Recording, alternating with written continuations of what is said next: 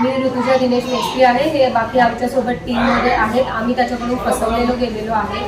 त्याने आमच्याकडून खूप मोठी 3 लाख 2 लाख अशी अमाऊंट घेतलेली आहे आणि त्याने नोकरीचं आमिष दिलं. पण गेले 4-5 महिने आम्ही त्याच्या मागे फिरतोय. त्याने आम्हाला नोकरी दिलेली नाही.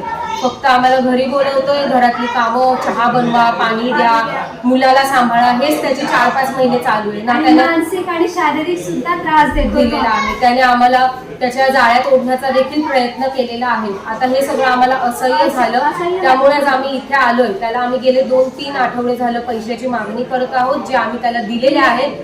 तो आम्हाला फक्त टाळतोय, आमचे फोनही घेत नाहीये आणि आमच्यापासून फक्त 2 दिवस 4 दिवस 1 महिना फक्त आमच्याकडून वेळ मागून घेतोय आणि वेळ काढतोय. आणि आमची मागणी एवढीच आहे की आम्हाला आमचे पैसे वापस पाहिजे.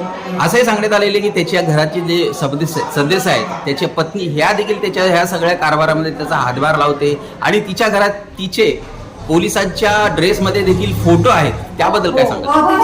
युनिफॉर्म आहे आणि ती स्वतः बोलते हा युनिफॉर्म मी 15,000ला घेतलेला आहे.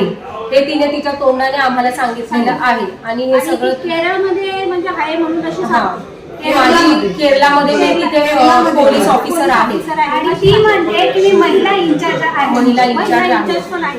उल्हासनगर शहरामधील सामाजिक संघटनेच्या सोबतच उल्हासनगरमधील जे महिला संघटना आहे यांच्या 1-2-3 महिलांसोबतही त्यांचं उठणं बसणं होतं आणि त्यांनी देखील तुमच्या इंटरव्ह्यू वगैरे घेतल्या होत्या.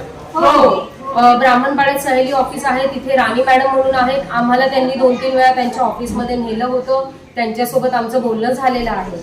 बाकी नंतर आम्हाला ते वेगळ्या रूम मध्ये पाठवून द्यायचे आणि त्या दोघांचं काय बोलणं व्हायचं ते आम्हाला त्याच्याबद्दल माहित नाही.